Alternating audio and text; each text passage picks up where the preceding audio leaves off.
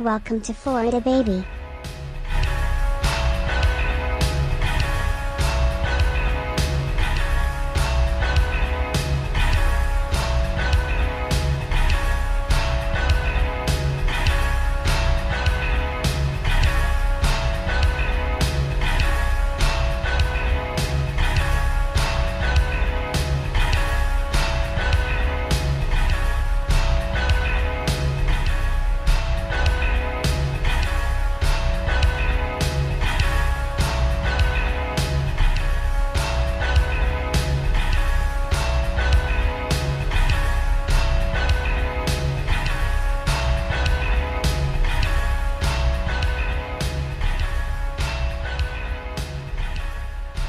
Introducing Dr. Narco Longo.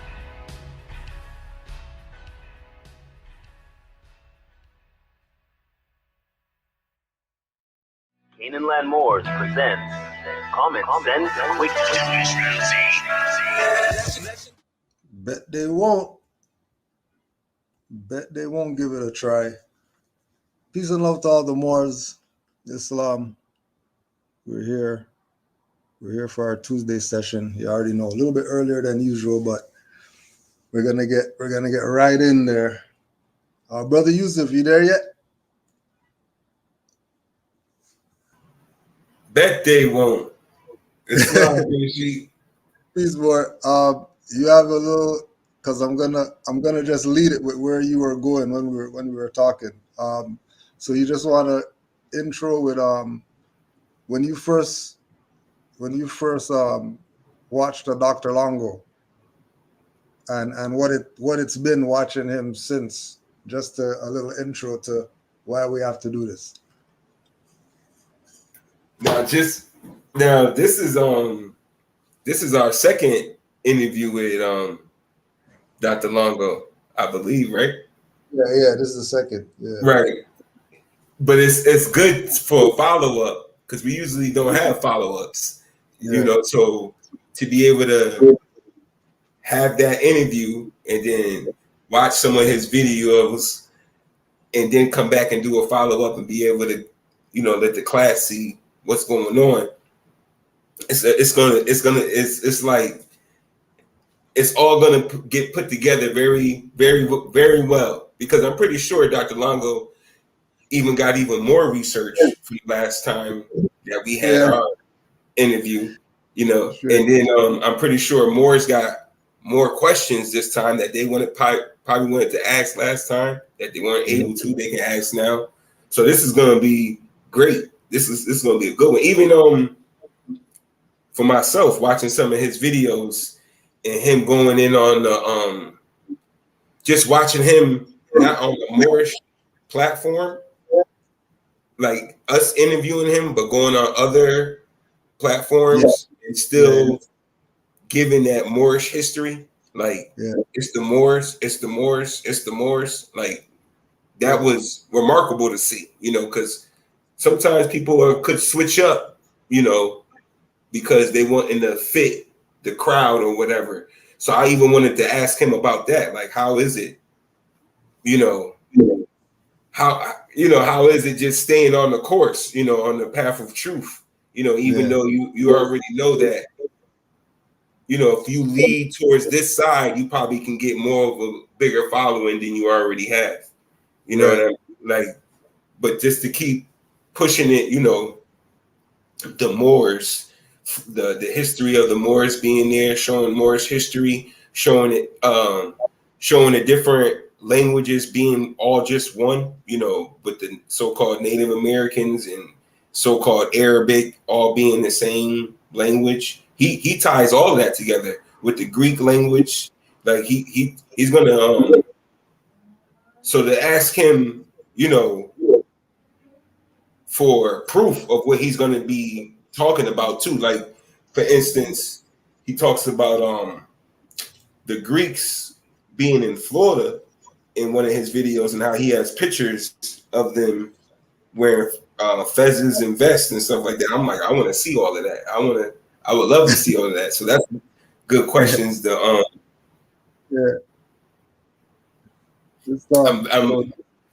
Yeah, quickly before we get to him, we just got to remember to put the temple plug out there. Don't forget it's July. So we have the Moorish Museum tours going on right now. They're also virtual. So just hit up Canaanland Guide at gmail.com to get on the list for the tour. I know a couple more. I know Brother Yusuf got his last year, so it's something to check out. In-person tours and virtual tours.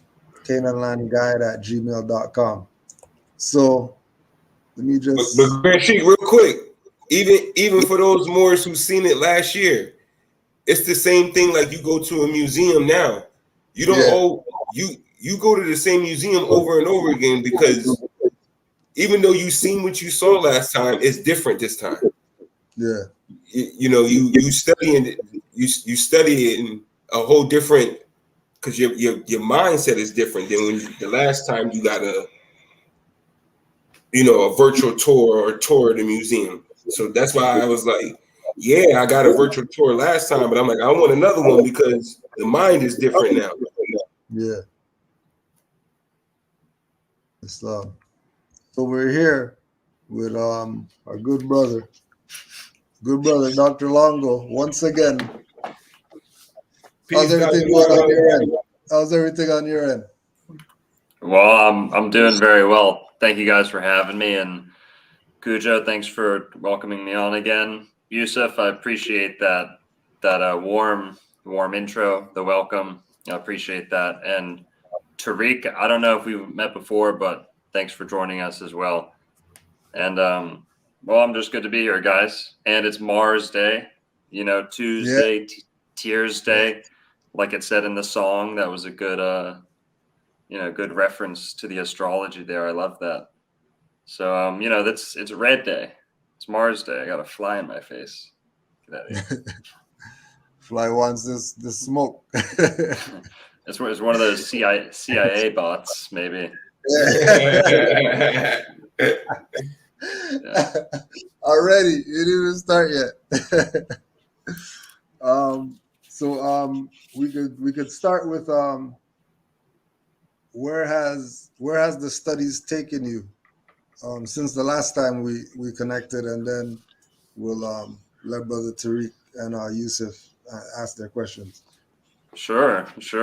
Yeah, we had a great talk last time, and I put the talk we had up on my channel, and it did phenomenally well. People really liked it. So I'll say last time I think we were focusing a bit more on the Muslim and Arabic iconography inside the United States and Canada, right, in Canada. And since then, I've kind of been focusing a little bit more on, or maybe not entirely, but a new aspect is I started exploring the DeSoto expedition of the Southeast United States.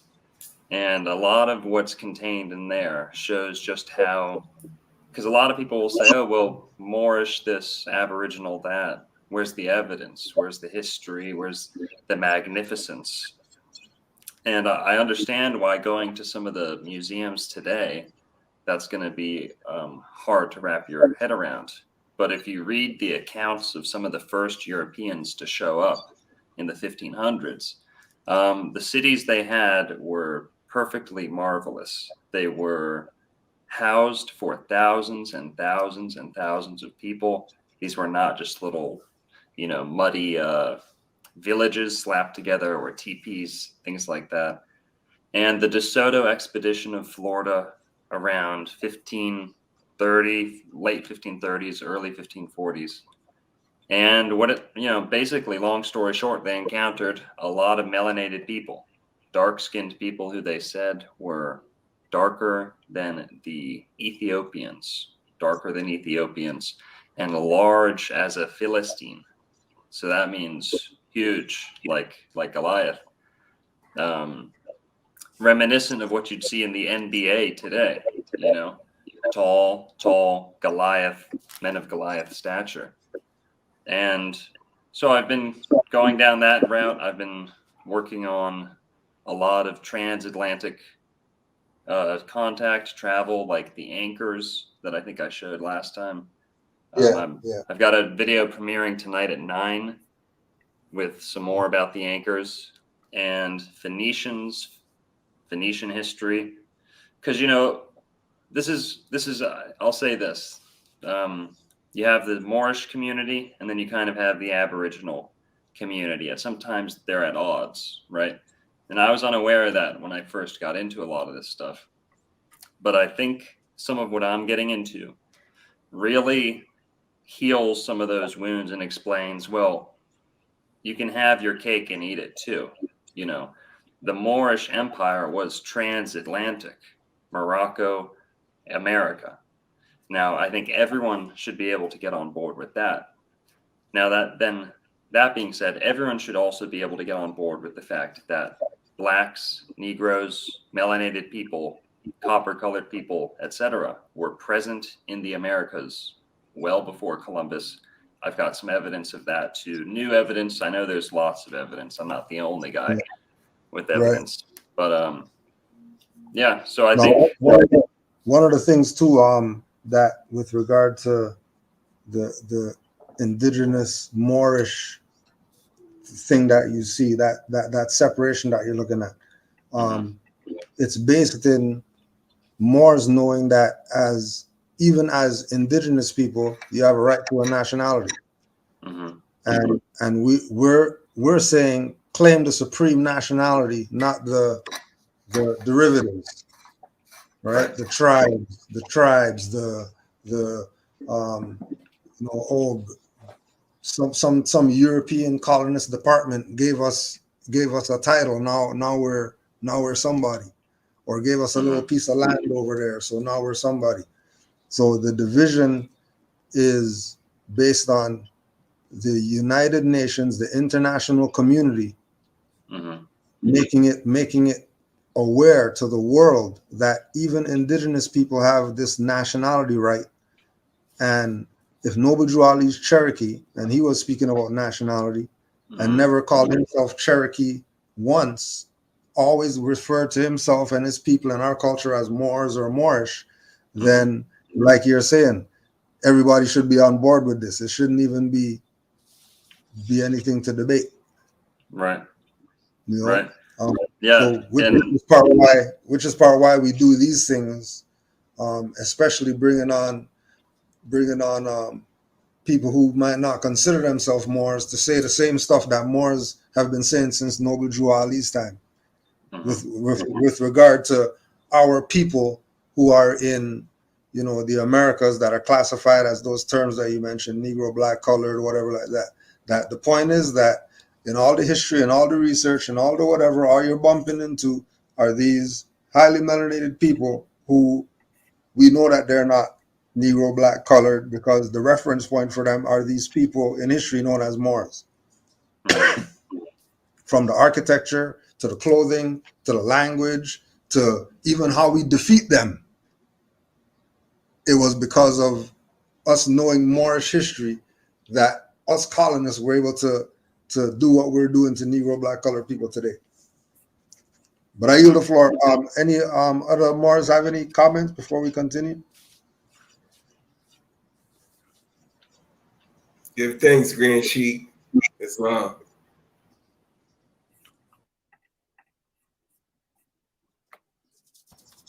Brother Tariq, you have any comments or questions? Okay, you're muted. All right, he's probably away for now. Go ahead, Dr. Longo. Well, sure. You touched on something good. More is not the word, the title, and I'm not saying this to everyone out there. We're just articulating this whole concept. More did not get invented with the Spanish and the conflict between them and the Arabs. It did not get popularized or transplanted to America with Noble Drew Ali. It has been here since Europeans first arrived. And they'll show you that with the depictions of the Timucua here in Florida, Okay, the Timucua were depicted as what are called blackamoors, or depicted in blackamoor style, these figurines, and they're exquisite figurines. And you can see how they have the gold, jewels, bling, essentially what you'd see. It reminds me of the Rick Ross song where he says, we've always liked bling. That's not new. It's just the way it's expressed is different today. You look at some of these Timucua chiefs, the Moor with the emerald cluster. I'm sure you guys have heard of this. That's an exquisite artifact, not coming out of Florida, but illustrating a Florida chief. Can I, if I share this down there at the bottom, Kudjo? Yeah, so this is a Florida native, and this is housed in Germany. They were reproducing these, and they're called the Moor with the emerald cluster. Now that is a Timucua chief. I believe it's Saturina. I could be wrong, but a Timucua chief, and that's jet black skin, very, very dark. And this is sort of what you'd expect to find in 1500s Florida. So not the hunter-gatherer, flint-napping, rough arrowheads in the dirt under a teepee that were shown in Hollywood, of course. This is a culture with fine taste, okay, refined metallurgy, jewels, you name it, and trade, because in Florida, some of these rich guys that they were meeting down there had jewels that only came from 1,000 miles away in America. So that indicates vast trade networks, rich trade networks. And what else? That's another model. That's a kind of like a cheaper reproduction, but the same motif. And you see something I like to see. Behind him is a palm tree. So if he's that tall, the palm tree's that small, what's going on there? But then this is the Moor with the pearl cluster. So this is the Moor with the emerald cluster. And remember, these are titled Moor with the emerald cluster, but this is a Timucua Native American chief out of North Florida, South Georgia, that area. And very rich empire. And like I said, the DeSoto expedition was going through this area. Some of the first Europeans to ever meet Floridians, we're told. And this is what they were experiencing. This is the type of people that were coming across. And, I wanted to get into the name a little bit. Feel free to stop me whenever you want and direct this wherever you want to go. But I wanted to talk about the name more, the word, because there's many different definitions. But you want to touch on that, Kudjo? Please, I'll let you do your thing, but I'll give a reference point of Nature Knows No Color Line, J.A. Rogers, Othello's Children in the New World, Jose Pimienta Bay, Ancient and Modern Britons, David McRitchie. Those three I think give a good all around perspective of the usage of the word. And you could also go to Canaanland Moors Common Sense Quickies. What is a Moor? Mm-hmm. What is the meaning of Moor? Volume 1 and part 1 and part 2. And you'll find out even when you go to New Zealand and the Maori people, it's the same. Yes, sir. It's the same word, spelt different. Absolutely. Just being able to change the letters, change the vowels between these two consonants, and it expands into places where you would not have really considered. Dialects. It being in words, yeah, it being in words, and you not even noticing that that's the word. You've been using the word for years or whatever. So, yeah, I think it, and this again goes back to the part of it being our identity to show the vastness of the culture. You know, because if you use any of the other names or whatever that they call ourselves, I don't think any of them are expansive as the Right. Moorish name. I Yeah. haven't seen ancient Egyptian everywhere. I haven't seen Phoenician everywhere, Sabian everywhere.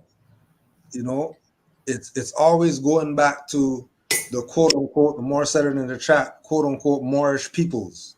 Mm-hmm.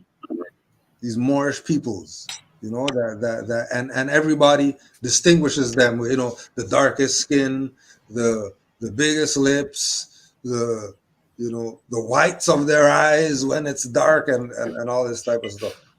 So it's very important as far as the identity part of it, and it would be a blessing for our people to embrace it. But we know the brainwash that's been done to them. So our work is to be those beings that they read about in ancient times. Be those beings in this time now, so people could actually see it for themselves to know that that saying of return of the ancient ones is actually happening right now with the return of people coming back to their Moorish consciousness. Right. But I yield the floor. Well said. Well said. I just wanted to add in Budge's definition of more too, with the hieroglyphs.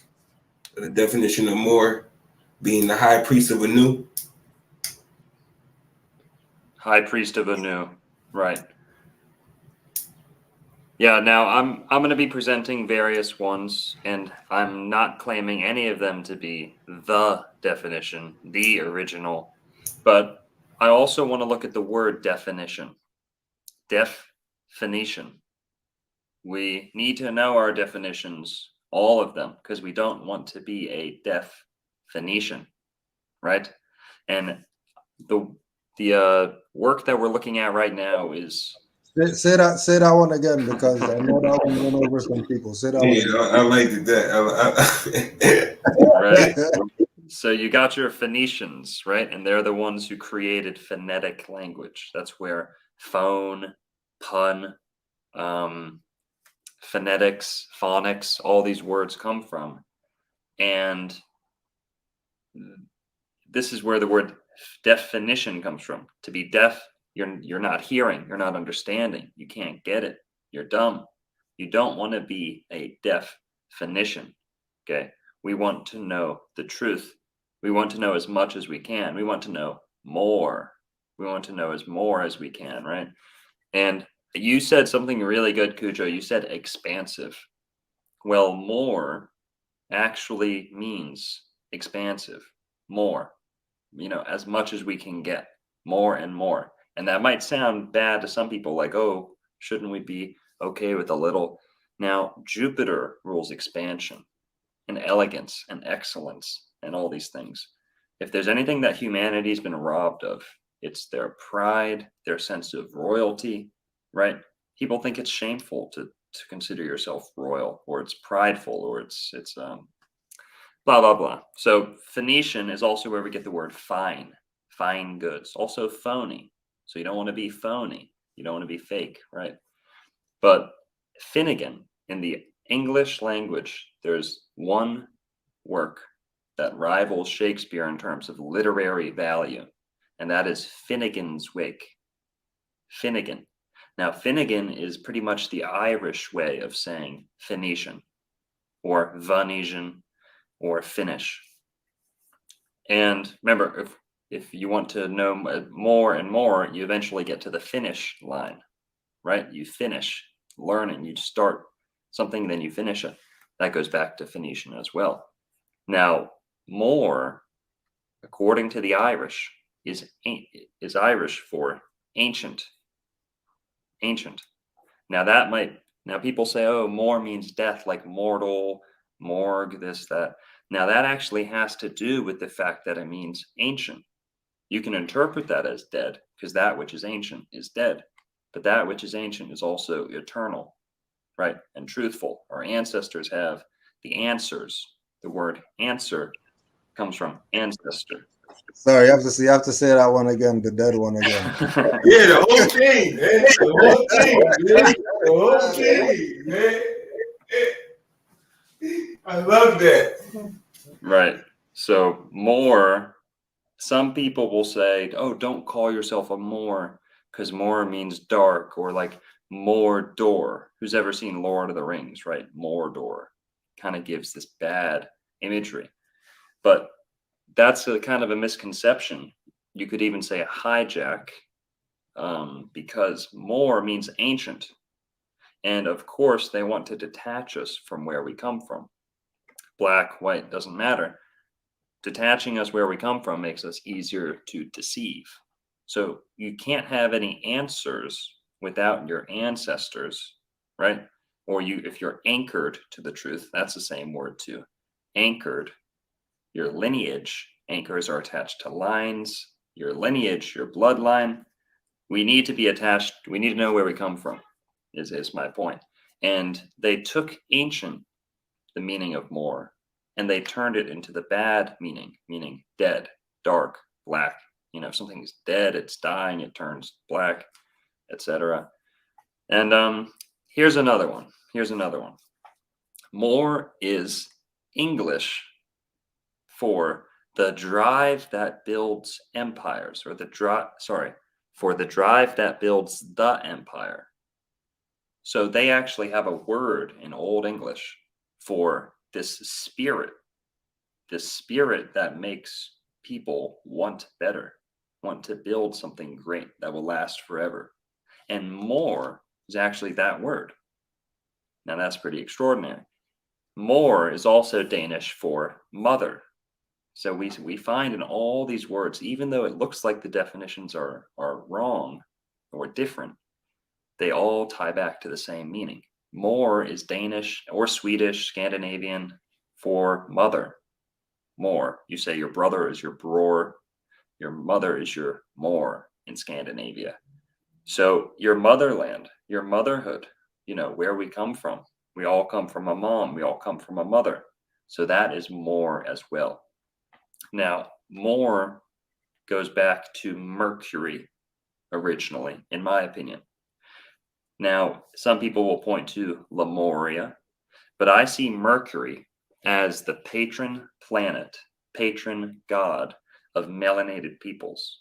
Why? Because it's the planet which is closest to the sun.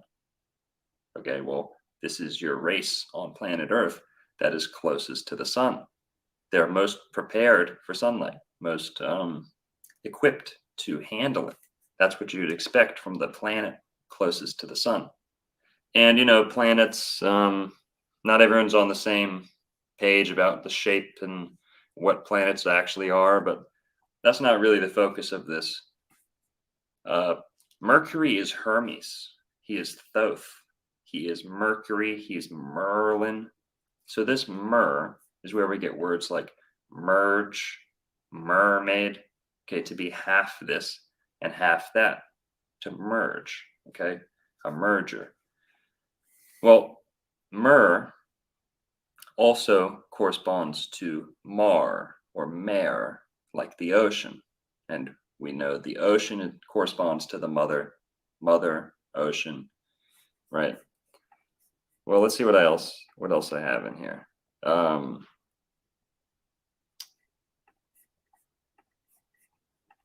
want to get to some more of the definitions.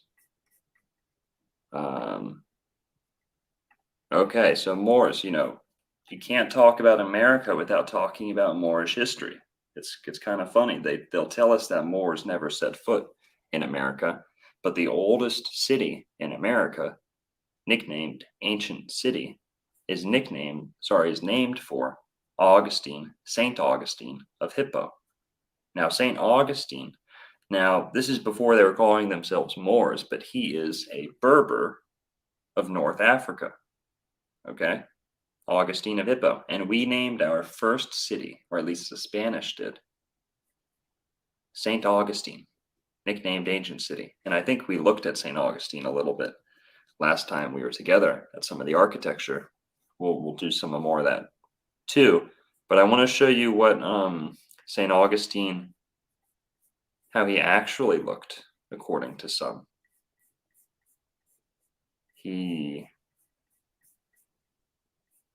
Let me see if I got it. Got a lot of pictures here.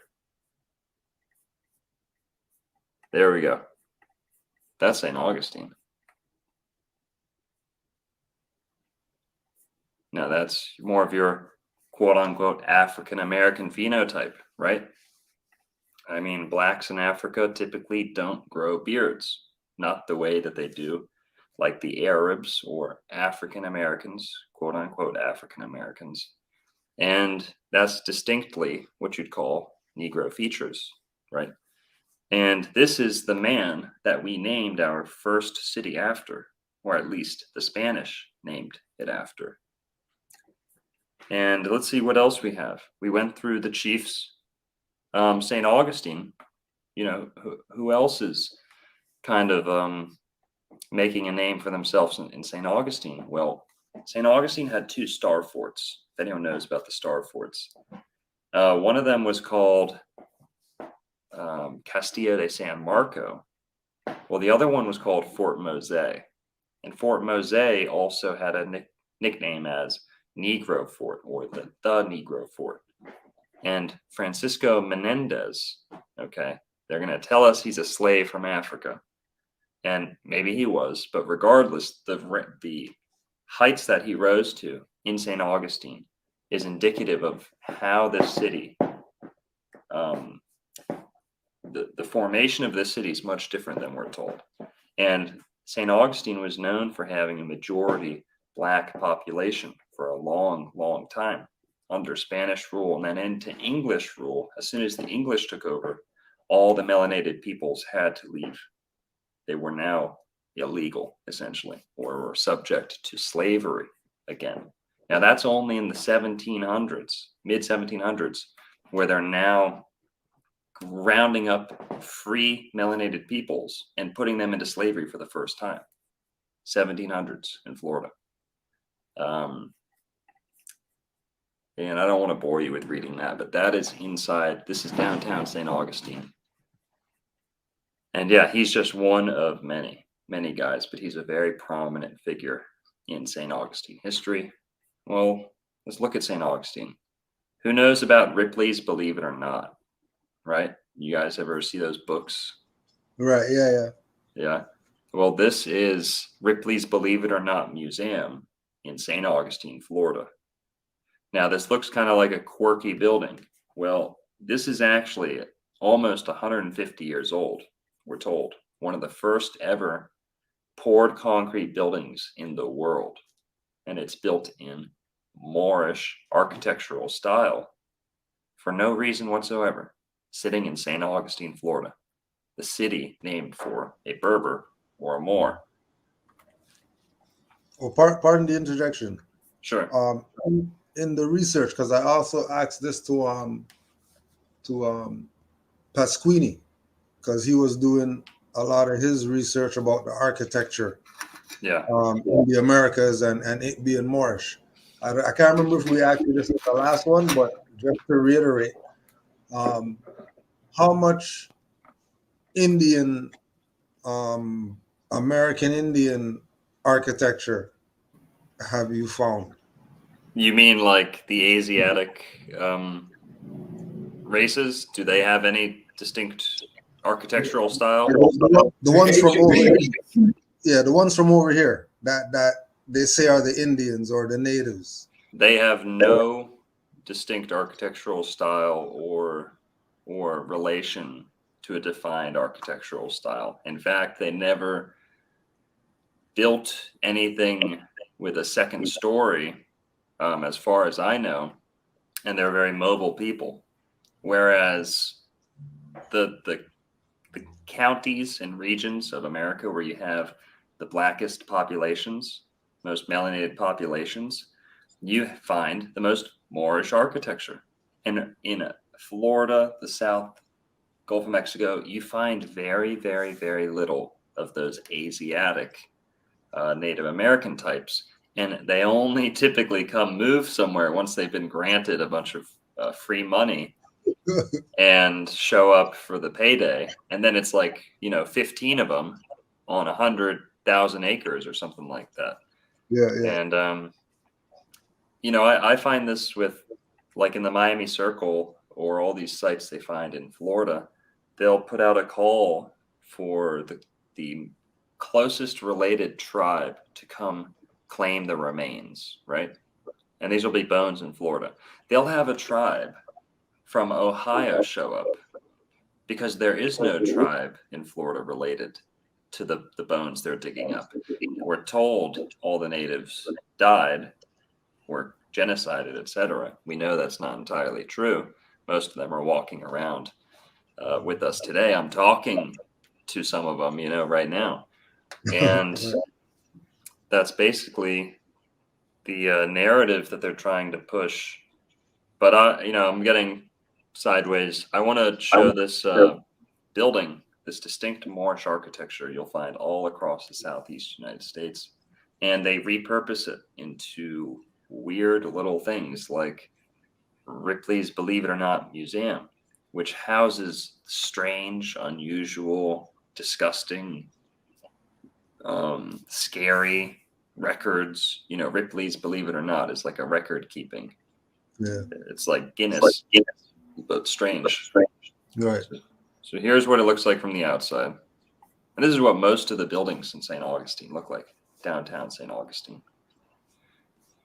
It's made out of solid limestone cast coquina. So there's only a handful of castles in the whole world today, because castles have to be cast, meaning you pour it down. You don't build a castle up. That's what most people get wrong. Castle. Exactly. That's that T in there. That's crazy. And these are actually cast. Oh, whoops. And you could shoot cannonballs at this thing and they wouldn't do anything. The Star Fort over by the water in this city is made of the same material, and it has hundreds of cannonball holes, and they don't leave a scratch. I mean, they make a hole, but they don't make a dent in the fort.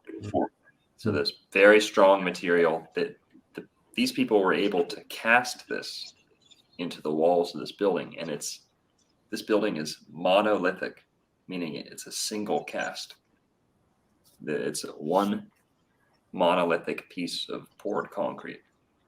And what's this guy's name? Franklin W. Smith, who taught Henry Flagler this method of construction, said that he had learned it from the natives who built tabby. So tabby is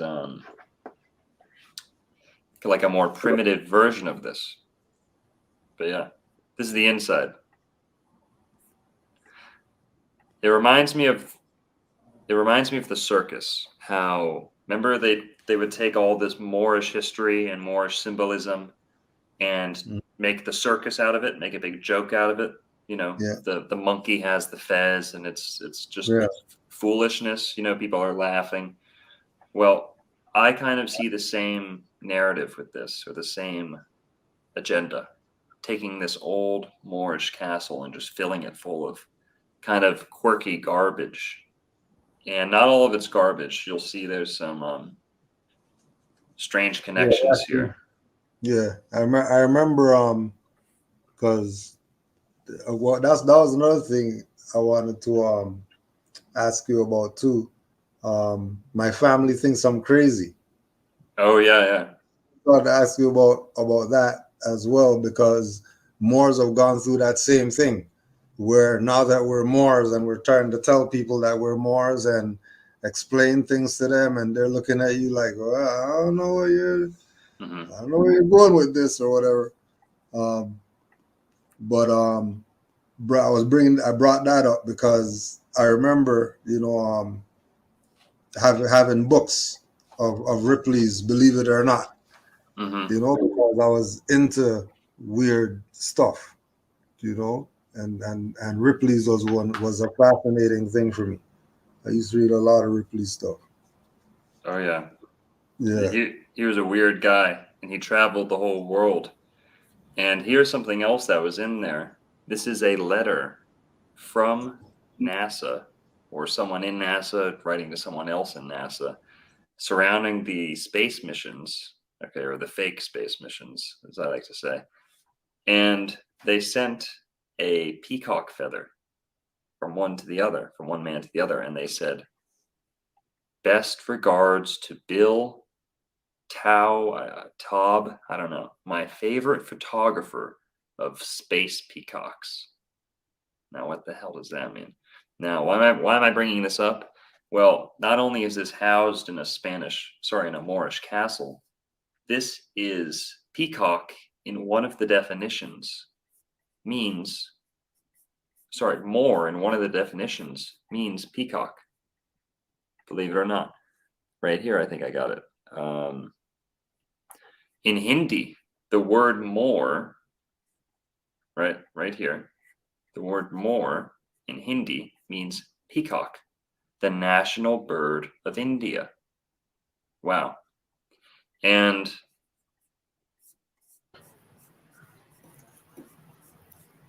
so Moor means peacock, guys. Add that to the list, because you see a lot of these Moors having the fez, the plumage coming out of the top. That's another connection there. And I just seen the other one, Myrrh is more as well. I didn't even put that one together. Right. Islam, brother Yusuf. Islam. I know you're loaded. Yeah. I just hope I'm not repeating, because I had a phone call. It was like 30 seconds. I don't know if somebody said it, but the peacock. It just, when I saw the picture, it reminded me of the Montezuma's headdress. Was that mentioned? Yep. Oh, okay. So yeah, that being Montezuma's headdress, but Montezuma's headdress being in what was it? It was cataloged as a Moorish head, like they called Montezuma the Moorish king, and it was known as Moorish headdress. But that's exactly what that peacock or Moor reminded me of. Yeah. Now Montezuma, when Montezuma was in trouble, who did he call for help? The Muskogee. The Muskogee got the message. He must have sent a raven or a parrot or a pigeon or something. And the Muskogee got their men in arms and made a hundreds and hundreds of mile journey over to Mexico to reinforce Montezuma. By the time they got there, it was too late. Montezuma had been toppled. But that's why the Muskogee. You know what that sounds like? I'm sorry to cut you off. No worries. What? But throughout history, they teach when the Moors fell, when we were looking for help, we called on the Ottoman Empire, and the Ottoman Empire wouldn't help, or they wouldn't show up. Mm-hmm. But that's what that reminded me of. That part, what you just said right there. Can I drill that home? Yep. Can I drill that home? Yep. Guess what language group Montezuma was speaking? The Ottomangian language. Come on, man. Come on, man. Yo. Come on.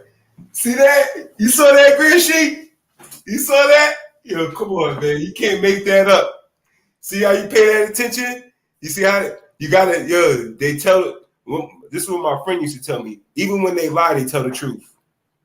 Mm-hmm. Even when they lie, they tell the truth. So I'm glad you I'm glad you said that. That makes it clears that up. It clears that right up. It clears that right up. Yeah, just to back up what I'm saying, the Muskogee flag is almost perfectly Ottoman symbolism, Ottoman iconography. Now, it's no coincidence that in Mexico, okay, the group of languages being spoken by some of these royal peoples was the Ottomangian, meaning Otto man. Ottoman is in Eurasia. Ottomangian is in Mesoamerica. So, well, that's them. That gives me goosebumps to see that. Like, okay, so he did send the message out. They did come, but it was too late. But the way they tell the story, the Ottoman Empire, they didn't want to come help them. But it's okay. Thank you. Because I always wanted to know that question for years. I'm talking about 7-8 years. I've asked this question, and you come and you tie that right together, and that's like perfect for me right there. Yeah, man, I love that one, and that's what if you go look at all the different subgroups of that language, there's all these different names like China Tech. Okay, that's one of the subgroups of that language, China Tech, and that's where you get your Chino in Mexico, right? Your Chinese Mexicans, etc. But I'll keep going on with that little slideshow I had. We'll pick up where we were in. Yeah, that's no problem. We got 7:55 right now, so we can go as long as you want to go until your next session. For sure. Yeah, let me know. So here we're still in St. Augustine with this slideshow, and St. Augustine's a very important city for anyone who wants to, freshen up or deep dive on American history. You almost kind of have to start in St. Augustine, because why did the Europeans start there? This is where they really set their feet down and said, okay, we're going to try and take over. And they did it from here. Now, one reason is that from St. Augustine, Florida to St. Diego, we're getting a little bit of an echo. What do you guys? Oh, that's me. Sorry. That's okay. No worries. So, thank you. When we look at St. Augustine, Florida, there was a thing that was called the Old Spanish Trail. And remember, empires are built off of what? Trade. You can have the strongest men, you can have the most beautiful women, the best fruit trees, you can have you name it, the best blacksmiths. If you're not trading, if you're not reaching out far and wide throughout time and distance, right? You're not an empire. So you need trade, okay? Now, trade routes is what empires are built off of and how they stake their claim. And the Old Spanish Trail goes from St. Augustine, Florida to San Diego, California. Remember, Calif, look at that. It doesn't even say California. It just says Calif, right? They could have abbreviated it with CA. But you get the idea. Also, Florida, FLA. Backwards is Alf. Okay, Alpheus, Alphia, all these different words. That's an Arabic prefix backwards. But I know I'm stretching that there, but still, Calif, San Diego, St. Augustine. And what did this mark? This highway went from East Coast America to West Coast. And this was a big enough highway for horses on carriages, horse-driven carriages. This was like a highway. This was probably the biggest road in America at the time of European arrival. Now, the Spanish got here, and they found all these fine goods, and they were, up to no good and taking things for themselves. And they said, well, you mean to tell us this highway is just sitting there and it runs from coast to coast? And it was probably a free trade system along this highway. And what did they do? They claimed it for themselves. they put a globe. This is a big concrete ball or limestone ball. And they took that and they called it the Old Spanish Trail. Or back then it was just whatever. I think they called it Camino Real. The Spanish called this the Camino Real, the Royal Road. The English would call it the Old Spanish Trail. But that's deceiving because, like I said, the Spanish just cleared out a highway that was already there that the natives had been using for a long, long time. And this starts in St. Augustine. Like I said, everything kind of starts in St. Augustine. And here's some more Moorish architecture in St. Augustine. The towers of this beautiful church. This is Grace United Methodist Church in St. Augustine, Florida. All that work up there is terracotta. Terracotta. So rich in iron. This is the one that had the water in it, right? The one that had the water. They all do. They all do. Oh, for real? Okay. Yeah, all these glorious castles in St. Augustine have this water system. But you're right. So if we look right here, there's water in this fountain. Right? If you see this little what would you call it? Almost a grotto. If you see this grotto here, this thin slit, you can see the refracting of water. You see that? Now this is really high up. This is like 100 feet up in the air. It's like a church tower. So who's putting water up there? It's not. It's just getting fed there. So this is a very intricate hydro energy system. And the other buildings in St. Augustine tell us this.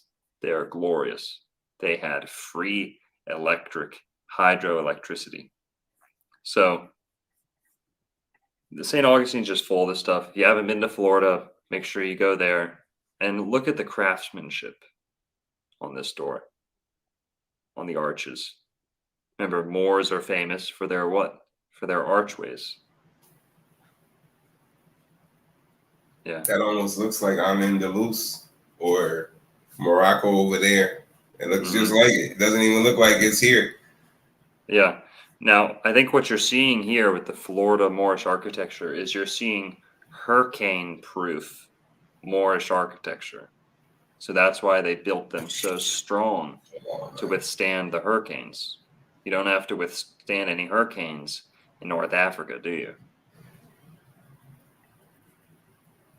So here's an addition of this church. So hold on before you go further, because sure, it might be going fast for some people.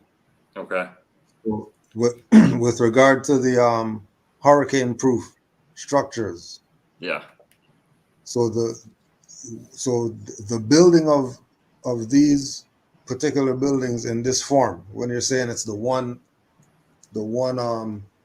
cast to make these buildings, is that the same with majority of the buildings? That yes, is this is that okay? In downtown St. Augustine is a one-of-a-kind city.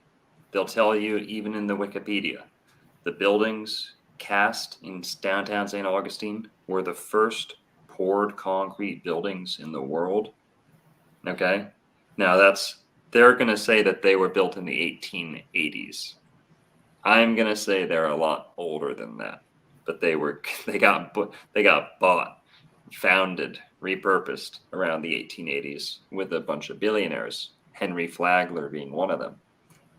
And today, this is a church that we're looking at. The other one was a church also. Some other ones we're going to look at are universities. So universities, hotels too. But yeah, these are hurricane-proof buildings. So you'd probably think that looks brand new, right? This building looks brand new. Well, this is actually over or close to 150 years old. Close to. Now, they paint it. Remember, they paint these things probably every year, so it might look fresh. But this is an old building.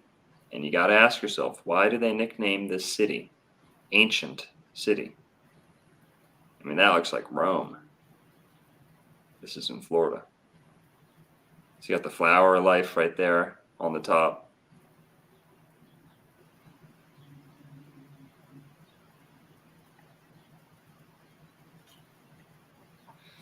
So yeah, that's what it used. Sorry. Just to add on with the word or the name Augustine. Augustine means noble. My great grandfather's title is Augustus, and when you look up Augustus, Augustine, Adolf, all of those names mean noble. So Yes. it was, yeah. Well, you're absolutely right, because noble is where we get the word for noble metals. You know, the noble metals are copper, silver, and gold. Okay. Now, August is Leo. August is when the sun is at its strongest. Now, that is why we get AU, sometimes AUG, as the elemental. Well, what's the word? As the element gold, its symbol is AU, as in August, because this is the mansion of the sun. When the sun is at its strongest in the sign of Leo, so AU equals gold.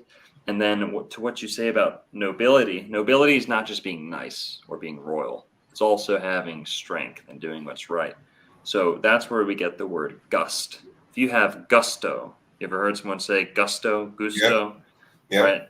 So if you have a gust of wind, that's strength, that's power, it's inspiration, spirit. Awe, gust. If you're in awe of something, right? If you're in awe, it's awesome, awful. It's extreme. It's grand. And yeah, so that's August. Every month has wonderful secrets behind its name. But the connection between August, gold, the sun, St. Augustine, we're really tying it all together here, because St. Augustine is decked out with lions, these lions. So that's the lion, Leo, July, Julio, Julio, and August. July and August is Leo. So you're absolutely right. There's nobility. What's more noble than the sun? And the highest of the noble metals is gold. Gold. A-U. Gold. Okay. So shout out to my Leos out there. But this is what that building used to look like. So that's the new. Let's look at the old. That's hard to use. That's what that building used to look like. Remember, it wasn't attached. That's what it used to look like. This is Grace United Methodist Church. Sorry, Presbyterian Memorial Church. From the front, even more Moorish archways. Now, this is where Henry Flagler, co-founder of Standard Oil with Henry D. Rockefeller. Sorry, John D. Rockefeller. Henry Flagler, best friend and partner of John D. Rockefeller, is buried in that building. One of the richest men in the world when he was alive. Everyone knows who Rockefeller is. Nobody knows who Flagler is. They're best friends. They started Standard Oil together. So this is here's my favorite. St. Augustine, Florida. This one's my favorite. Villa Zoreda. Villa Zoreda is a Moorish palace. On the inside, they kept this one, probably what all of them originally looked like on the inside. And this is supposed to be the first one, 1883. And we see how grand it is. Now I'm going to go inside here. And it's really exquisite on the inside. And lots of little clues left around there. because Henry Flagler, the guy that built this, Henry Flagler went up to him and said, "Teach me how this castle was made so I can make the whole city like this," or at least that's the narrative. I think I'm going to walk in here in this one. But you see, they even have arrow slits. That little slit right there, you can barely even look out of. It's exactly the size you'd expect to shoot a bow and arrow out of.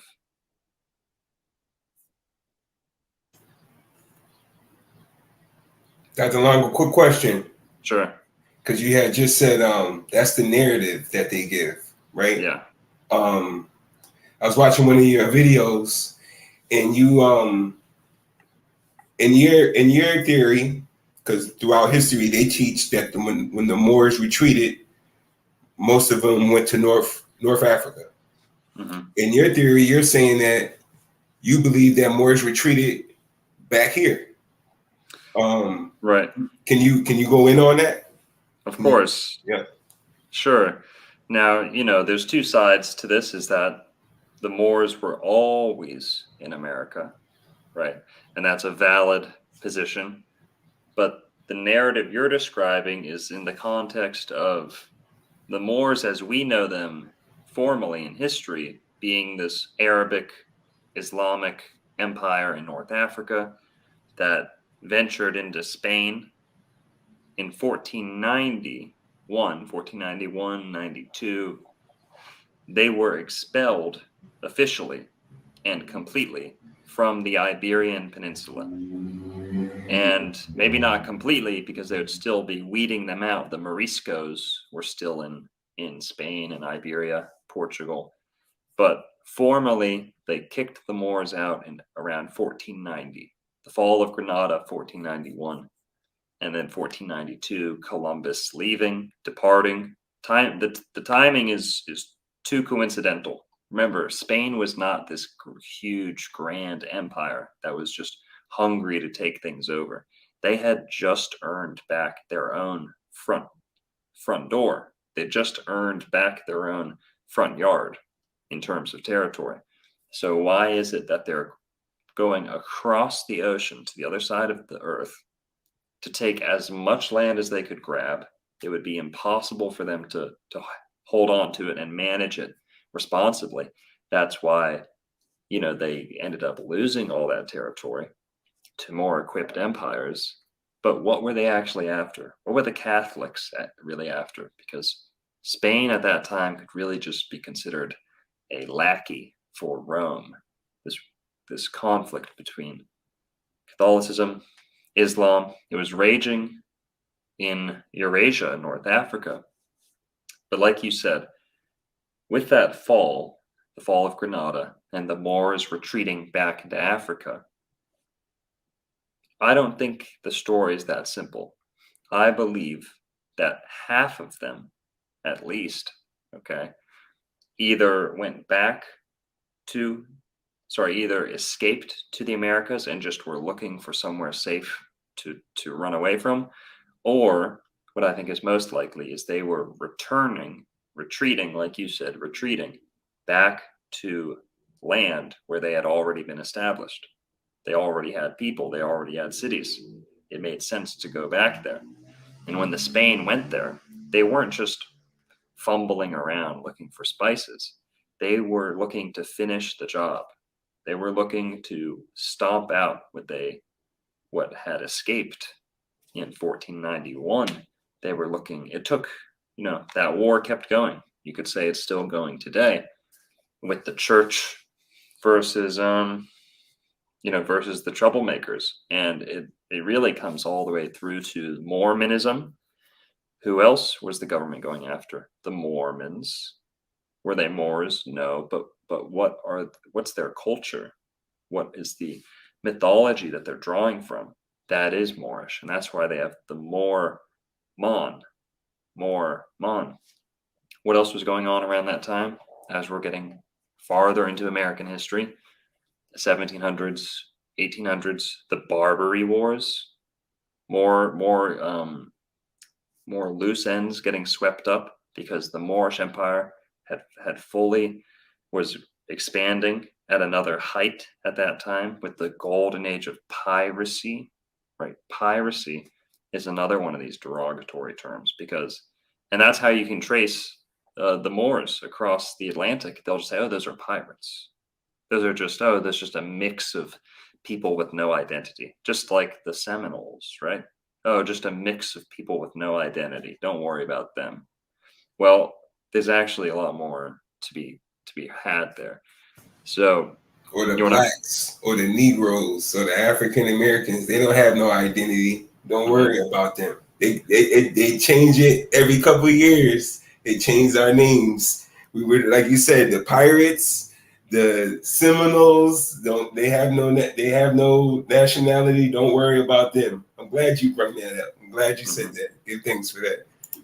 Yeah, and it's no coincidence. The only tribe kind of left in Florida, left still kicking, left, able to speak for themselves, at least in part.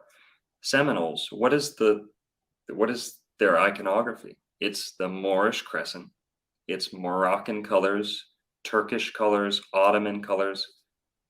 So it's all right there. It's all easily learned once you know what to look for. But I'll keep going through my little PowerPoint, and I'll show you just how Moorish St. Augustine is. So if you could let me share that, thank you. So these are all in that building I was showing, this one. All of these are hanging up in there, and you're going to see just what the interior of that building looked like. And this is how they were living in the late 1880s in Florida.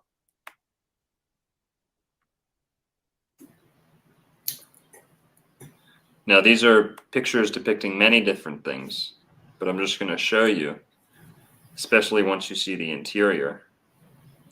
Are you saying these pictures that you're showing us are how the people were living in the 18th?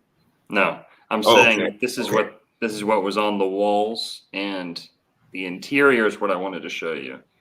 Okay. You can see how their house was decorated. These paintings are newer, but the structure, the interior, here we go. This is what I wanted to show you.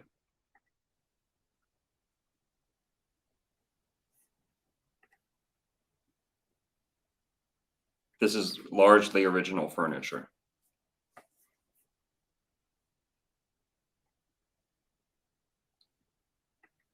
And just wait, it gets a lot nicer. This is like the crappiest room in there.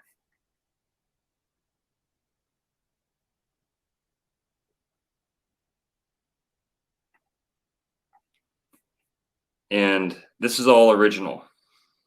So the paintings were probably newer. This is all original.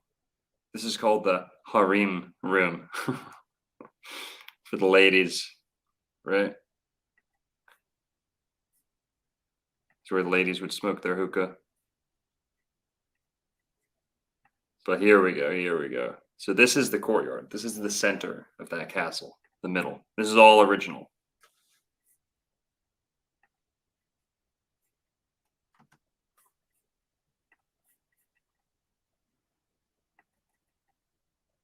Here we go. I mean, the archwork is amazing. It's still standing. Is there a water fountain in there? There might be at the middle. Let me look. I don't remember. But this is what I wanted to show you. Oh my goodness. You got blackamoors all over this place. And see, blackamoor bust. That's exactly what they were calling the natives of the Southeast United States. How far is this from Jacksonville? It's not far at all, like an hour and a half max. Let me look. Got to look at a map. Was Georgia part of Florida? Wasn't Georgia, in the Carolinas and all of that, wasn't it? Yes. So La Florida Now, people got to remember, Florida's not just Florida historically. When the Europeans first landed in the United States, meaning everything attached to Florida, they called all of that land La Florida. La Florida. So La Florida was all of the United States, even going up into Canada, at least from the Spanish and the French perspective when they landed there. Now then when the British came, you had East and West Florida. East Florida, a little before that too, extended from all of East Coast Florida up to South Carolina potentially. And then West Florida was Florida, Alabama, and New Orleans and parts of Texas. So it's really this whole Gulf Coast, the true Fertile Crescent here in the Gulf of Mexico. And Blackamoor bust.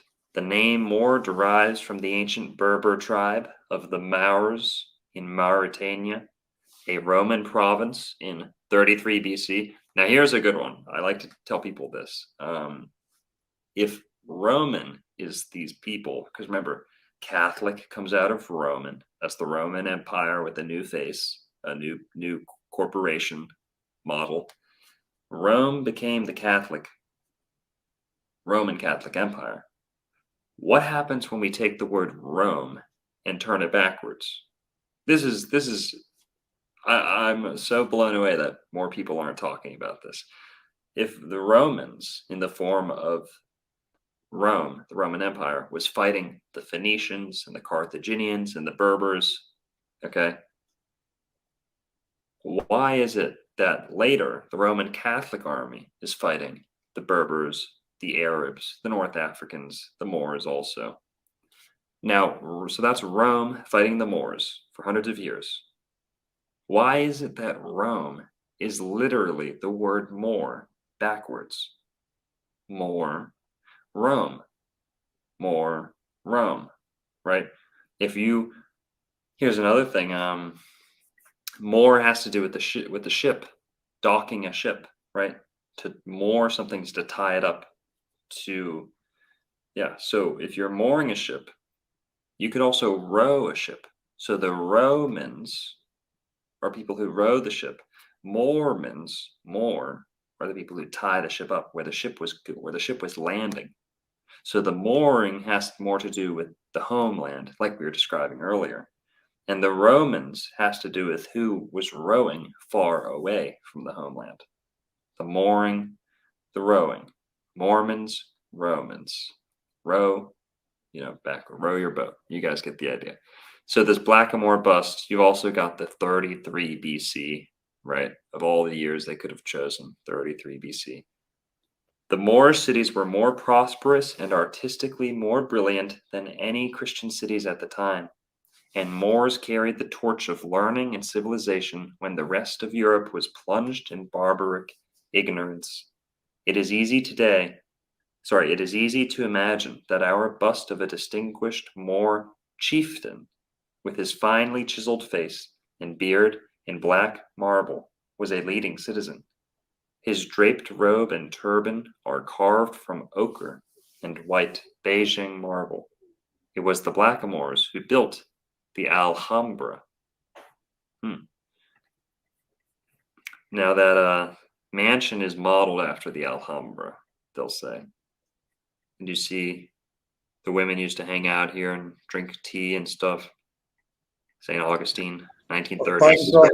Pardon self, Dr. Longo. What building is this again? For somebody in the chat was asking what building is this? Villa Zoreda or Via Zoreda. Villa Zoreda. Zorayda. Yeah. And there's another one. Another Blackamoor holding the fruit above his head, right? Red sleeves, the skirt. Blackamoor, the red lips. If they're going to paint his lips, why not paint his hair? Why not paint it's because they're clearly explaining, the phenotype of this person. And here's some more, the inside, the interior.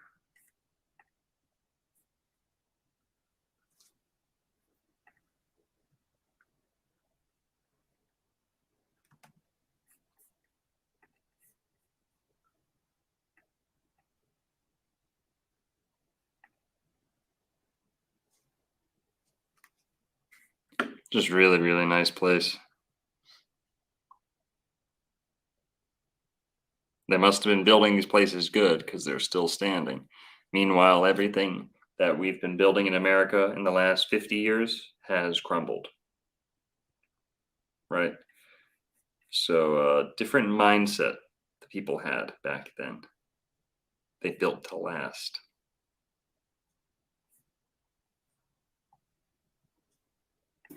That reminded me of when Master Teacher Taj Tariq Bey said in one lecture, when the Moorish Empire fell, it set the world back thousands of years. Right. Yeah. You see, they've got one of the fezzes on display here. Oriental Palace, A.S. Musalam. Oriental rugs, antique relics, all this stuff. East India draperies. Remember, so this guy summered in Michigan, wintered in St. Augustine. Well, Michigan is the same word as Muskogee and Mexico, believe it or not. Here we go. Architect leaves lasting impression on old city. Now that's a building that's not here anymore, but was built in the same style. Lots of other stuff I want to cover. And this is this is not the building we were just looking at. This is a different building down the street. We haven't looked at yet, but this is allegedly how they were constructing it. There you go on the bathroom, star and the crescent moon. Your black figures and a gold horse. Another blackamoor.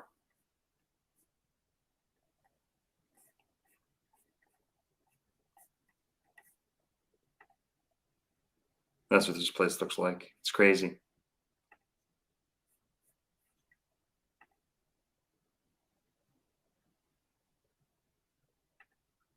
And I think this was a telephone room. I could be wrong, but I think they had a telephone in there.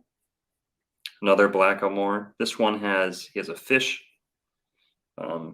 This guy's a mermaid. He's half fish, half sea monster. He's got a fishtail at the bottom.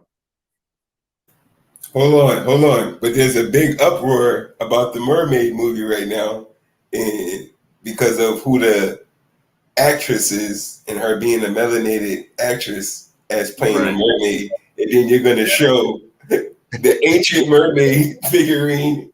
I love it. I love that. That was perfect. I love that. That was perfect. Yeah, man. He's that's ancient though. That's okay, because I'm like, okay, so the concept of the mermaid, we're looking at it. Mm-hmm. The origin of the fish with a person. That's Moorish. Right. Well, the word "moor," like I said earlier, is the word "mer," to merge. Oh, God. Why did I know that? Yeah, I'm supposed to know that. I'm supposed to know that one. That hurts. Yep. He's right. See, this is Venetian art. Venetian, same word as Phoenician with a PH and a Finnish with an F. Got your elephants. Florida produces the most mastodon bones in the world. Mastodon is just a prehistoric elephant. It's just the American elephant, essentially. So yeah, this place is really nice. Villa Zareta, for those who want to spell the name. Villa Zareta. Franklin W. Smith, that's the guy I was talking about, who learned this learned the building method. And look at this, the building's second owner, Abraham S. Musalem. Musalem, right? Not just Joe Smith moving in here, or, you know, Peter Parker coming in. It's, you know, what's the guy's name? I forgot it. Abraham Musalem. So he knew what he was looking for. This is a different building. This is the Alcazar. So another Arabic or Moorish name. This is the Hotel Alcazar, also built by Henry Flagler. In the same year, he built all this other stuff, allegedly. So that's the Alcazar. And then that is the, what do they call this one? They're castles. So even though they look different, it's the same material. Solid limestone cast. They call that one Casamonica. Hotel Casamonica. Now we're in Ponce de Leon Hotel, or the Flagler College, Flagler University, that it is today. Is this still St. Augustine, Florida? Yes, sir. It's all St. Augustine. Everything we're looking at right now is St. Augustine. Wow.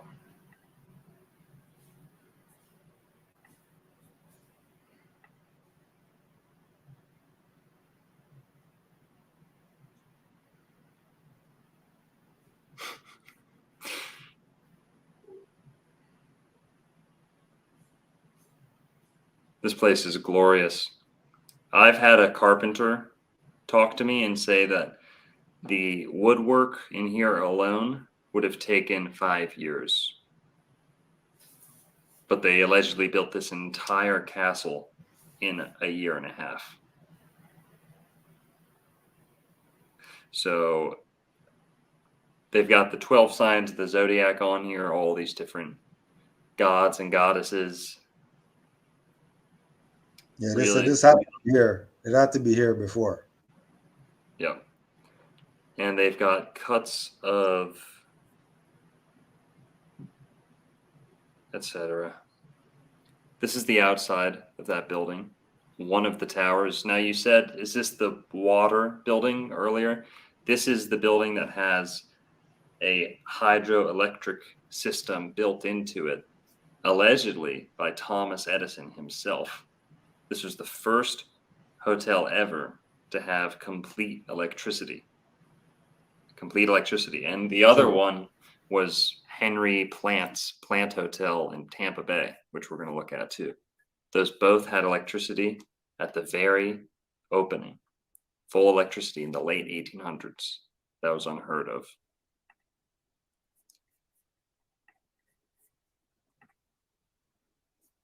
It's like they just came in and turned the switch on. Right. Or figured out a way to charge nickels for it, you know.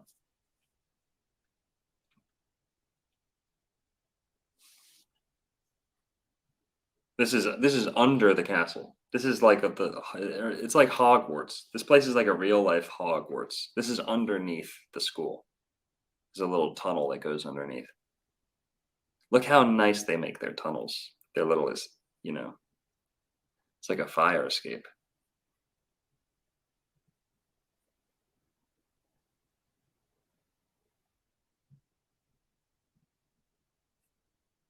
That's my buddy, Jeff.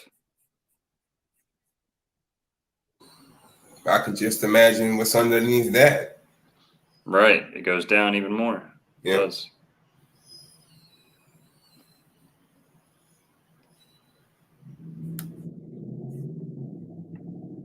And this is that other hotel I'm talking about. So now we're leaving Tampa. Now we're leaving St. Augustine. We're out of St. Augustine. Now we're in Tampa Bay. So Tampa Bay, if you know anything about the Moors escaping, there wasn't just a retreat to the Americas. There was also a retreat to the Pacific, right? You have Moors in Japan, Singapore, the Philippines. The Spanish-American War actually involved the U.S. Navy going out and hunting down Moors in the Pacific. And they were on this kind of Tom and Jerry chase out in the Pacific Islands. And do you know where that war was being staged from? Right here in the Tampa Bay Hotel that was built in also late 1880s in Tampa Bay, built out of red brick and coquina. Not coquina because it's a different shell, but it's also this limestone shell material. And this is built also in Moorish architectural style. And at all of the tips of the minarets here and ziggurats, you find Moorish crescents, crescent moons.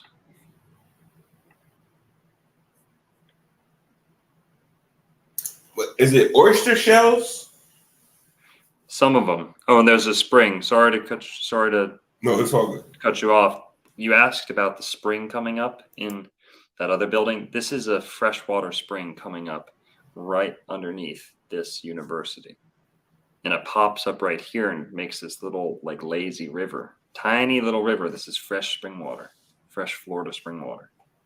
It looks dirty because it's, not moving, stagnant.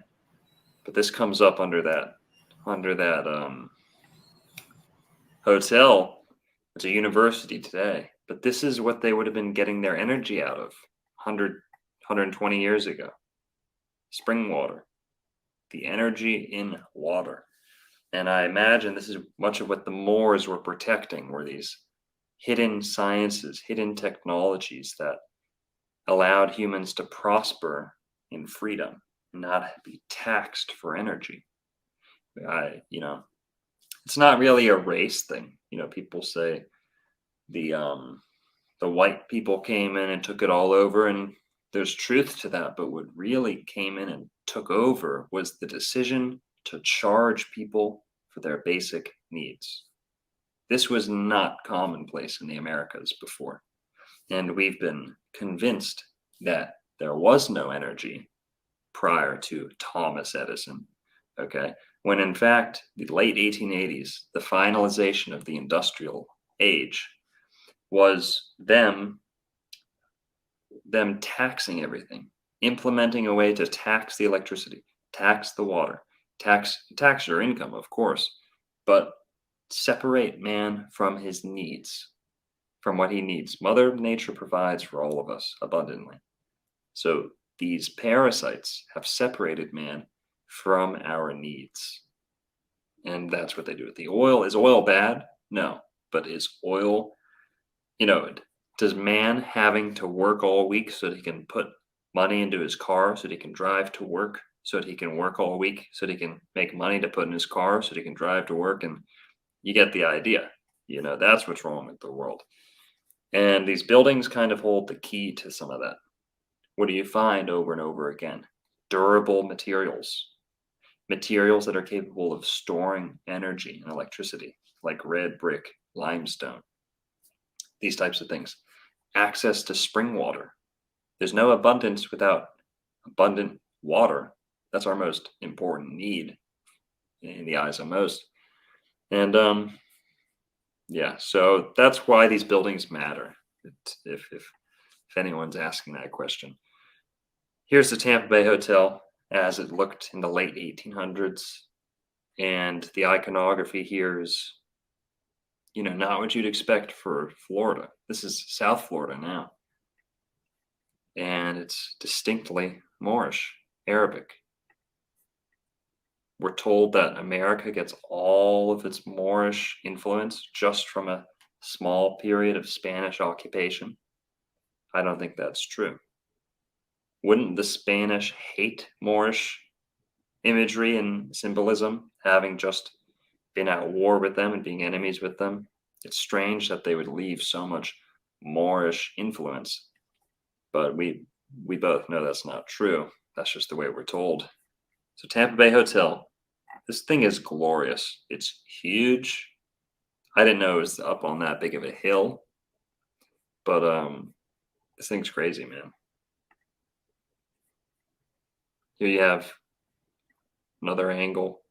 So the Spanish-American War, okay, was headquartered from this building, meaning they would pull the boats, the Navy ships, right up along the river and put all the troops in, and they'd have all the horses practicing training in front of this hotel.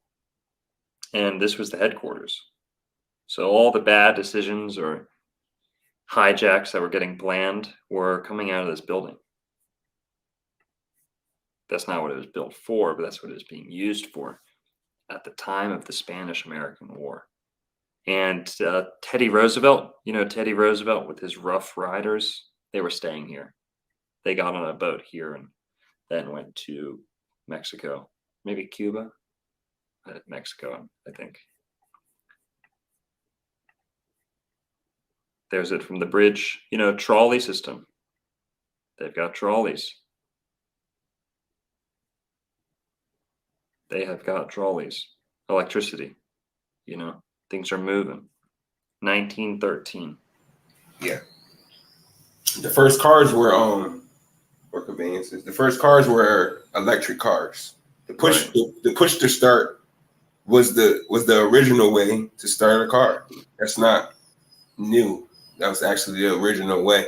It was Henry Ford who took over and bought out the electric companies and brought in the oil for horsepower and stuff like that to make money for these oil companies. Mm-hmm. Oh yeah, and Ford retired to Florida. Henry Ford and Thomas Edison were best friends. They might have even been butt buddies because they lived back to back in a property in Florida, the Edison Ford Winter Estate in Florida. They lived back to back. They spent a hell of a lot of time together, and they actually started a road trip that started in the Everglades.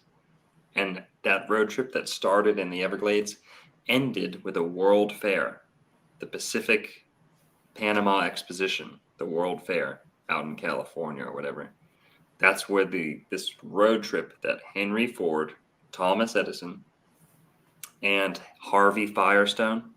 So, Edison did your electronics, Ford did your motor and your engine in your car, and then Firestone, to this day, how many of us are using Firestone tires?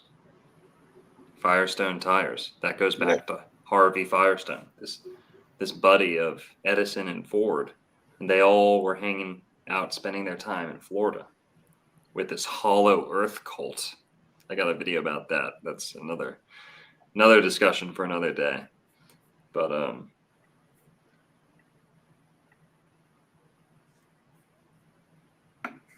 so this building work here dome work is stainless steel. Pure stainless steel. All the tops of these domes, onion domes. You know how expensive that is? And labor intensive? There's a reason no one does that today. Literally nobody. I mean, you can't do stuff like that. What if electricity hits it? What if lightning hits it? Well, it's probably what they wanted back then. Exactly. Charge the thing up, Thank you. Yep.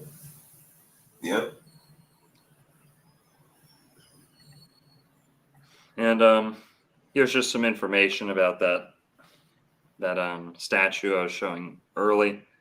The Moor with the Emerald Cluster. It shows that Native Americans, Timucua chiefs, were in fact being referred to as Moors, blackamoors, upon European arrival. And just some more definitions. Irish, Moor. We said that it meant ancient, but what else does it mean? Big, down there. Amor. Amor, that's love in Spanish. But what else is it? The Amorites from the Bible.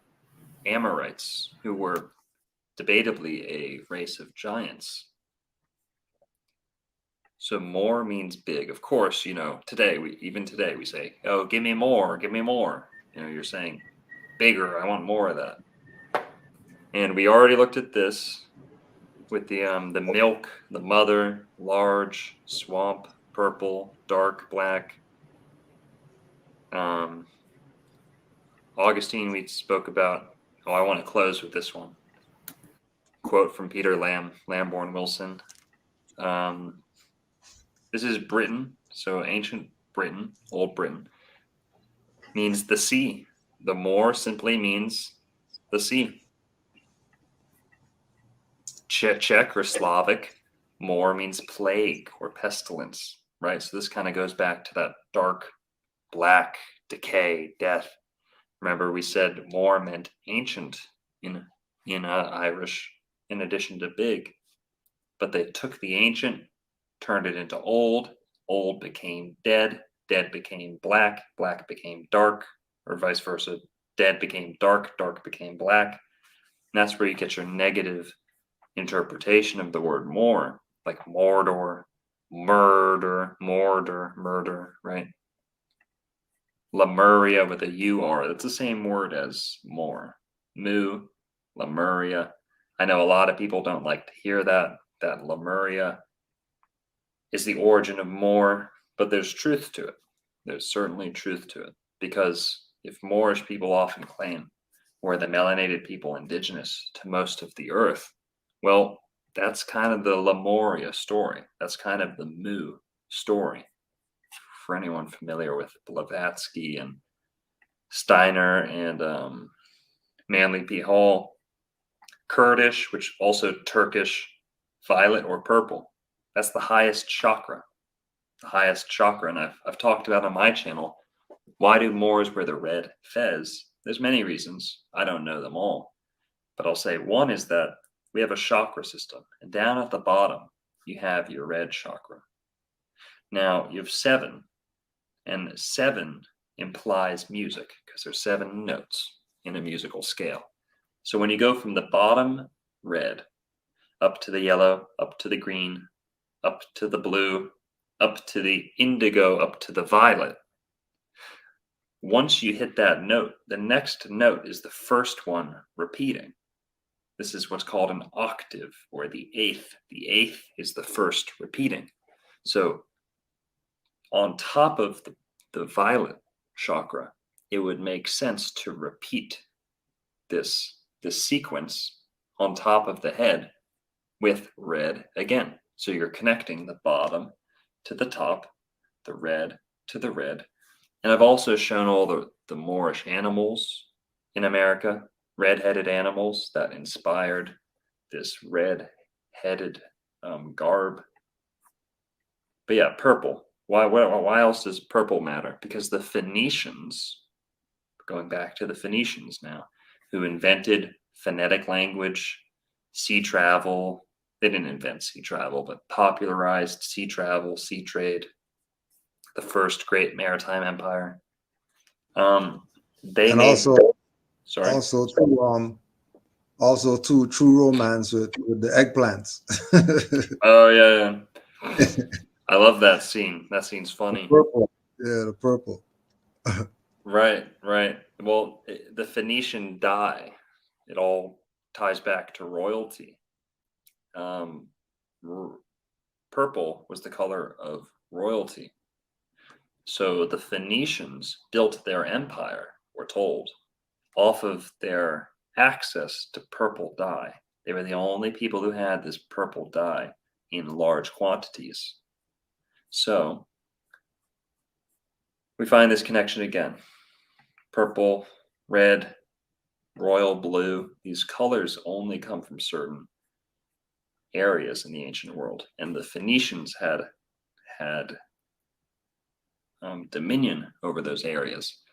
So like I said earlier, Norwegian, Swedish, Danish, all the Scandinavian languages, mor means mother, mama, moeder, mutter. Old English, we talked about that. Here's another meaning, is that mor means mountain, or more with 2 O's, like commonly spelled, actually means a hill. It's a hill, right? It's a hill. small mountain, a round mountain. Now here's where we get to Tolkien. I'm a big fan of J.R.R. Tolkien. And it bothers me when some people say, oh, he was anti-Moors. He didn't like the Moors because he named Mordor after the Moors, the bad place, you know. Now that's kind of an oversimplification, but we'll read this. Mordor has two meanings, the Black Land or the Dark Land in Tolkien's contrived language, Sindarin, and the Land of Shadow in Quenya. The root Mor, dark, black, also appears in Moriah. Dor, meaning land, also appears in Gondor, stone land, and Doriath, fenced land. So that's J.R.R. Tolkien, creator of Lord of the Rings, The Hobbit. He named Mordor for Mor, also Moriah, the mines of Moriah. And it just means dark. It is, you know, the takeaway there. He's not saying it's the evil place, even though it is the evil place. It's a connection to darkness. So nothing to take personally. But it matters, this connection to darkness. Why was the Green Lantern the only black superhero originally? And now they've added a bunch and blah, blah, blah. But the Green Lantern, historically, like, you know, me growing up in the 90s, Green Lantern was kind of the only black superhero, at least that I saw on TV. Now, why is that? Because the Green Lantern represents Mercury, Thoth, Hermes, Merlin, Odin. This is Wednesday. Wednesday in Spanish is miércoles. That's for Mercury, miércoles. In English, it's Wednesday. Weddings. That comes from Odin. And remember we were talking about merging? Merging. Well, if you wed something, wed, that's to bring two things together. Wed. Wed, wedding is also, merge is also marriage. Merge, marriage. What else does Mercury rule? Mirage is that which you see, deception, being tricked by appearances. So Mercury rules these things. Mercury rules symbols, signs, geometry, the sciences, music, art, things that are, you know, bastions of. Pardon the interjection. Pardon the interjection. I have just a reference point to put out. Just as you, I was waiting for somewhere to get in. Just as you brought back the MER and merging. This is from the Masters and the Slaves. Honors to all the Moors who study. The Masters and the Slaves, a study in the development of Brazilian civilization by Gilberto Freire, Freyre. Mm-hmm. And this is what he said. Long contact with the Saracens had left with the Portuguese an idealized figure of the enchanted Moorish woman, a charming type, brown-skinned, black-eyed, enveloped in sexual mysticism, roseate in hue, and always engaged in combing out her hair or bathing in rivers or in the waters of the haunted fountains. Wow. Love that. These latter also had dark tresses and dark eyes and bodies painted red, and like the Moorish Nereids were extravagantly fond of the river bath to refresh their ardent nudity, and were fond too of combing their hair. What was more, they were fat like Moorish women.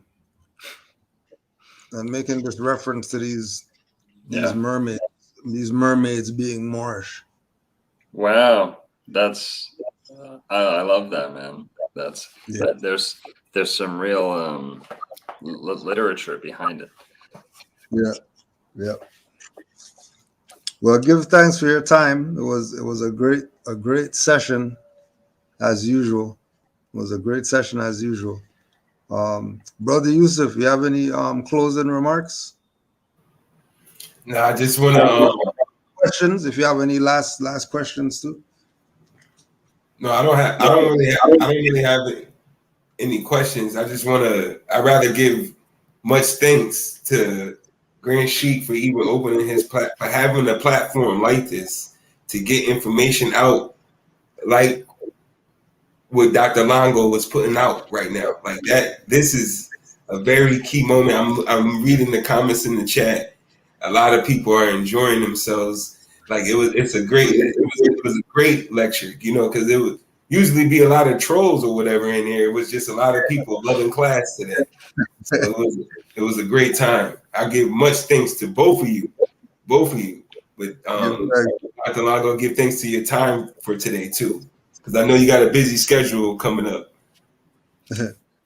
Oh well, I'm busy for you guys. This is where I want to be, talking to good channels. So this is right where I want to be. Happy to be here. Do you have any closing remarks for the Moors and just people in general? Yeah, thanks for having me. And next time, if we do this, you're welcome on to my channel if you'd like. Yeah. And also, what was I going to say? Oh, this is only like a third of what I had prepared, so lots more we can talk about. Thank you, Yusuf, for hosting me as well, and Kudjo, I appreciate always being here. So thanks for having me. Yeah, we'll definitely set up again and get on your side for the next session. For sure. We'll bring it to your side for sure. Peace and love to all the Moors. Give thanks, Dr. Longo. Oh, one quick thing. Do you want to put your channel out there or whatnot so we can tune into your next live, or so we can watch some more of your videos?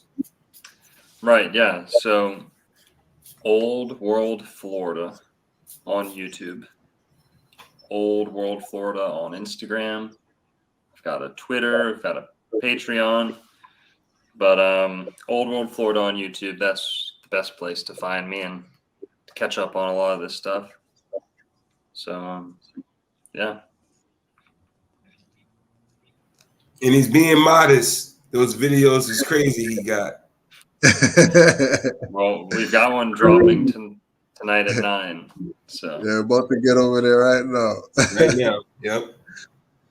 Peace and love to all the Moors in the chat. Give thanks for your time and the energy today.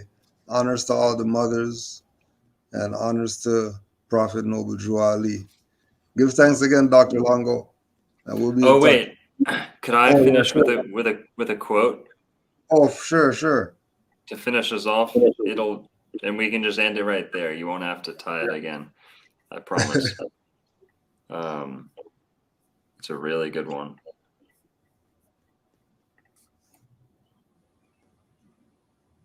Here we go. Real quick. I don't pretend to be a Moor. I don't know much about the Noble Drew Ali, but I really liked this quote. It's not from him. It's from Peter Lamborn Wilson, but it's about him. As for me, I admire, above all, Noble Drew's aesthetic, his unique and special blend of Afro-American, Native American, high magical, and Oriental symbolism and imagery, as well as his courage, his martyrdom, and his revolutionary stance against Pharaoh. By Americanizing the prophetic spirit, he injected our culture with a kind of folk Sufism. On the esoteric level, anyone who loves truth, anyone who loves love, truth, peace, freedom, and justice is a member of the Asiatic race and the lost and found Moorish nation of America. End quote. So, yeah, man. Good stuff. Peace and love, Moors. Islam.